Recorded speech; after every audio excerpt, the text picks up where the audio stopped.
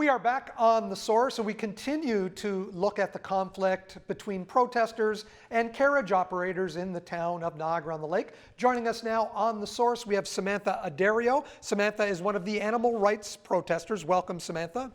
Samantha, this conflict, I guess, for want of a better word, began about 3 years ago with an organization called At War for Animals Niagara. You're not a part of that organization. How did you get involved in this protest?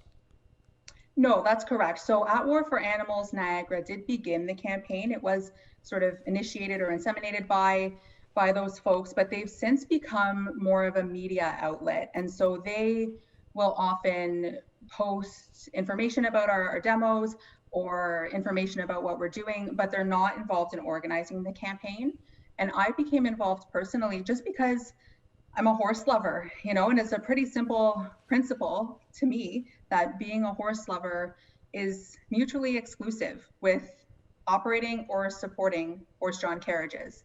Horse-drawn carriages are cruel horse exploitation, and I think we would all agree that abuse and exploitation have no place in a loving relationship. So if I'm going to call myself a horse lover, I have to stand up against those industries which are exploiting the individuals whose interests I put before my interest in maybe interacting with them or riding them or being pulled around by them, because that's what a loving relationship is, right? You put someone else's interest before your own, and you don't do things that harm them. And so I reached out to some of the activists who were active in the campaign to inform myself about how I could get involved. Can I ask, as a horse lover then, do you ride horses? I do not. No, I don't believe in any industry that exploits horses, be it racing, riding, carriages. Horses are individuals with their own bodies and their own lives and their own interests. And those bodies and lives are not ours for the taking, for entertainment or for any other resource that we see fit just because we want to exploit them or just because we can. What would you, as a protester, like to see with the end goal, I guess, for these horses? It's a great question, Mike. Our end goal is, of course, to have a ban on horse-drawn carriages in Niagara-on-the-Lake and indeed throughout the Niagara region. We don't believe that horses belong in traffic, and we think that this obscene animal exploitation is a scourge on our otherwise beautiful region, a region that purports to be pretty progressive. And otherwise, in other social justice areas, we are doing decently well.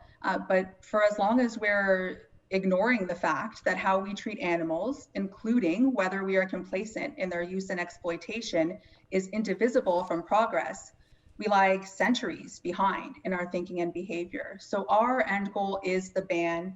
And in specific terms of what we'd like to see happen to the horses, we want them sent to sanctuaries. So retire these horses, send them to sanctuaries where they are cared for without strings attached. How do you answer to criticism of the protesters at the disruption that the protests bring to the town?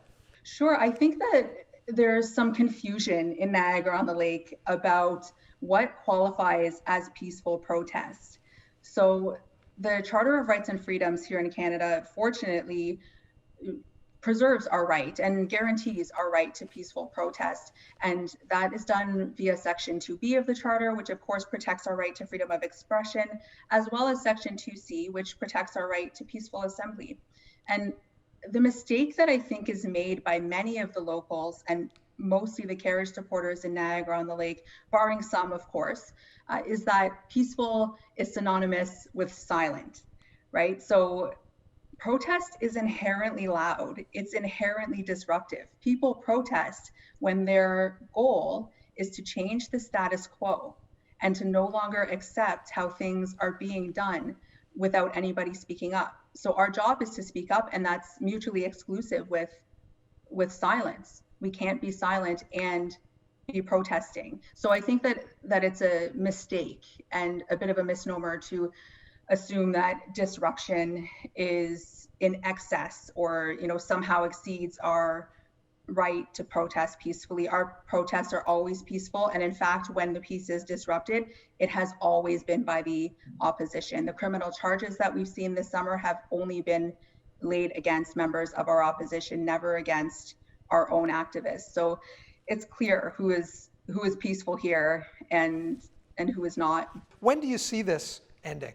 I live in a state of being ever hopeful. I would love to say that I see this conflict ending tomorrow because we've gained our ban, and the fact is that we're not going away. The protests are not stopping until we have successfully worked with the town council in Niagara-on-the-Lake as well as the regional council to have a full ban implemented on the use of horse-drawn carriages.